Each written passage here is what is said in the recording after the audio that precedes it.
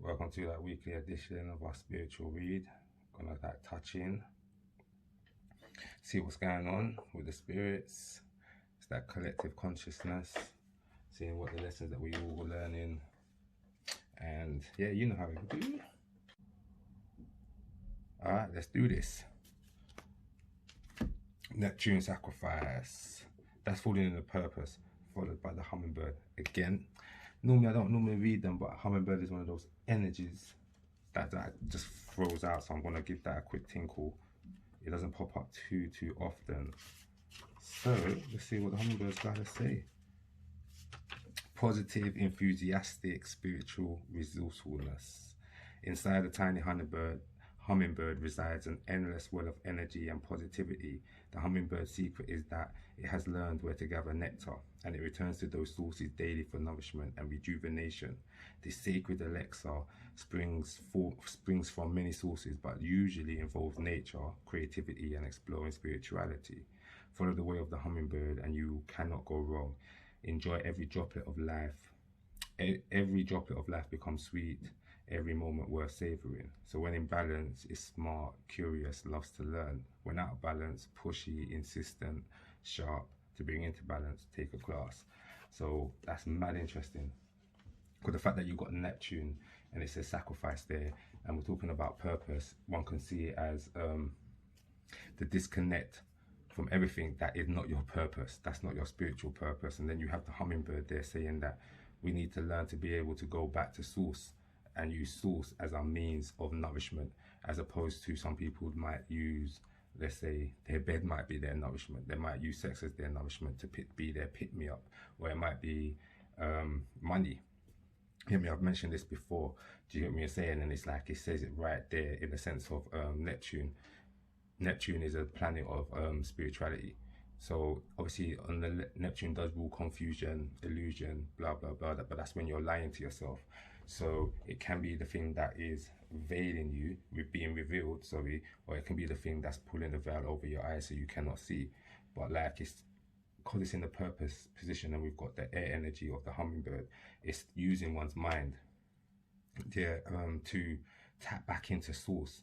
You know, so we haven't got those attachments and those dependencies, the things that kind of trigger us or trigger our traumas, our retaliational kind of energy, or I need to be, our expectations. From these expectations, there's going to be disappointment. So Neptune that rules Pisces is the end of the cycle. It's the culmination. The culmination is you return back to source. But in this sense, it's not, we haven't got there yet. But it's saying for the next stages, that's what we need to do. That's what we need to be doing. We need to be going internal. With all those traumas that's come up in the sense of Scorpio time, all those things have bubbled to the surface. So we should be aware of our ways, our habits, those things that we know in ourselves, which we might not tell others, that are like daily little habits that need to change. Yeah, or the things that we do so that we can be, we can satisfy our need for attention, or any form of need. It's saying have no needs, make that need be your source. Source is limitless, so there's nothing it cannot provide, and you are of source. So that means you sharing that same limitlessness. But when you identify with your human side has limits for lack of a better word. And the word, like, we are humans, man, God being Hugh, and man being our primal base needs, those needs that need to be satisfied, our wants, as opposed to our needs. But in this sense, we call them needs, but they're really wants. Yeah, it gets confusing. But moving on to what's in our lesson. Again, you've got the fire element, so that's that passion, that's that awakening, that's that arousal, that's that initial spark, and that could be placed in any area of your life. So where you're starting to feel this awakening, or you're coming to this understanding, or if there is a coming to understanding, you're awakening, you should start to feel that energy, that arousal within your belly. And I've mentioned that before with the other reading, but alongside that is like, this energy needs to be nurtured. Or this energy again has to be grounded. But because it's the lesson, it's like, and it's upside down, it's saying we're not 200%, we're not 100%, no, we are not directing our energy as best as we could be, basically. But then this mother energy underneath the dare represents the mother, newborn, something being like something being born. So something has been conceived. The conception is there, but now it's for that conception to be brought forward, so that they know in a sense of pains of childbirth, but and then you've got the pains of raising a child. You know, that period of when the child is dependent upon you, and your worries of sending your child out into the world and what they might experience or what they might come back with and stuff like that. But that mothering, nurturing energy, that natural energy, needs to be the energy that governs. Or as you can see, look at the dare. The dare's got that green hue. It's very like earthy, mothery, nurturing energy. And so does this Neptune energy also have it as well. So it's just like kind of right in between the fire energy, and the fire energy upside down, and it's like it's desire. So as long as your desire is aligned with one's true purpose, and we're talking about spirituality, so spirituality in a sense is just about growth. Do you get me? We are all spirit beings. You know, we all channel energy, we give off energy and we channel it back. So we are beings of spirit in a sense. So we are just, what makes us different is our levels of awareness in a sense. So in a sense, spirituality just becomes your means of growth and development, or an evolving into what it is you truly are. So right now it's saying the nurturing energy, the fire energy, the desire energy just needs to align back to what is true purpose. Like true purpose in your sense as an individual would be understanding your self-worth. It would be manifesting your dream. It's your responsibility to manifest your dream. If you manifest your dream, then most likely you will be on the path that you're supposed to. So when you're getting challenges, you're getting challenged on your path. Your challenges will help to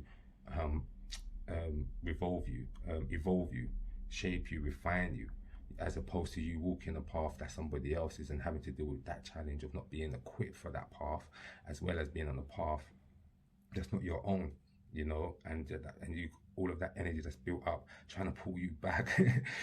So yeah, moving on, we are on the lesson what's going on presently. Energy of the mind, again, Mercury and the earthworm energy.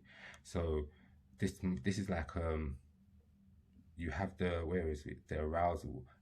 It's something is coming alive, or you're learning to start to pay attention to that internal urge, or that internal spark, or that internal instinct is starting to put or conceptualize it. So move it from just a feeling or being swayed by it or being taken in the wrong direction by it, by understanding it. You're starting to place, it's starting to travel up to your mind. So one's starting to understand, why do I feel what I feel, or why am I denying what I feel? So that's coming to mind. Obviously the earthworm energy here, again, it's that whole novice, I know I've got something to do, but I'm kind of still shy, I'm hesitant, yeah. But it's saying that it's almost like the baby mind, but we're talking about spiritual baby mind. So it's like your beings that's like evolved and lived many lifetimes. You've accumulated a lot of information, but it's just how do you tap into that information that you possess. And in this sense, I see this Mercury represents the lower mind, in the sense of the trickster, lying to yourself, justifying certain actions that don't need to be justified. But it also represents the messenger, the one who communicates, source, mind, that one consciousness. It communicates that consciousness. You could say like through the magician aspects of ourselves, being able to conceive higher wisdom and then manifest our dreams through that knowing. So you could say that is the awakening of the magician in this sense, or you are the magician. You have the power to set forth an intention and let that, and unite that intention with energy, with power, spiritual power, and that's where you get a unison. And that's what a magician does. And this is the energy. It's like you're, as a magician, you becoming the magician of your own life, basically. Last card, which is action, void of course, moon, missing, and starfish. Right, how do I break this one down?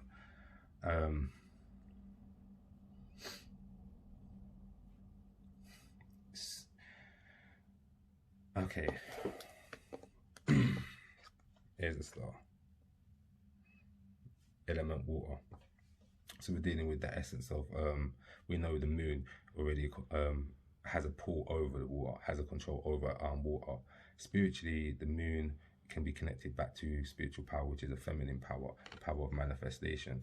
So, in a sense, yes, you are a star, but you are also a fish that can get swayed, or you can be swayed by, if you're a fish in the ocean, you can be swayed by the currents, basically. So yeah, you are a star, but sometimes your starness it becomes superficial, or it gets taken for granted, or you just look over it, or you become the image of how other people want the star to look. So this is where this moon image is, this is where this moon energy is coming out of, like where we lie to ourselves and we become those images or those archetypes, which are not really our archetypes. They're the archetypes that people's kind of put forth for us. But then who is a really true archetype of perfection, of how you should be? When each individual, again, like I said, comes from source or shares a part of source, and source's natural characteristic is infinite in its ability to create. So we share the same quality in that same ability, and how we have a consciousness and we have the ability to tap energies so that the energies can form matter and then create our reality. But the fact is, we have an unconscious self which is stronger and manifests our fears. So, and that creates that gap, or that creates that opening for people to come in and tell you who you are, as opposed to you knowing who you are and reflecting that side of your aspects of yourself. So basically owning your uniqueness, instead of trying to be unique. But when you check it, you're actually just you're just imitating or regurgitating something that's just gone before you, as opposed to feeling that instinctive energy that's connected to that spiritual self, that higher self, the true self. Linked to Pisces again through Neptune, there's no form. You have the ability to take all forms because you come from no form, but the form you should manifest is just your true form, not the reflection of how people want you to be. And I think that's the major essence this week, is like, you've gone through understanding our lower selves, the traumas, how people's affected us, and how those build up and create this emotional darkness within us. We've dealt with that, we've brought that to the surface. Now it's about focusing on what is it we're trying to establish. Back to that dear lesson, the lesson is the earth energy. So you can use this time to build. And as a mother, you're thinking about the nurturing aspects of that building, that fertility of the earth to provide for you, as opposed to that masculine energy of to use what you have. You know, that's what's going on this week. So I want to clarify quickly, because we're running.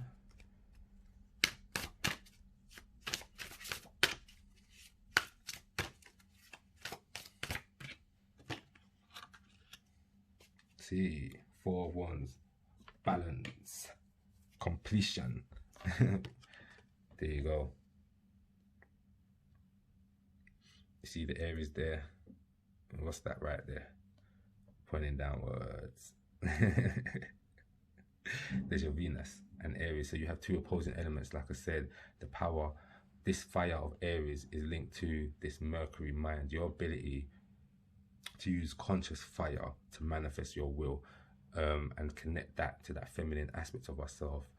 In this sense, emotions, I keep saying it, E equals motions. I'm not Einstein, but you know this, you know the formula, EMC times squared.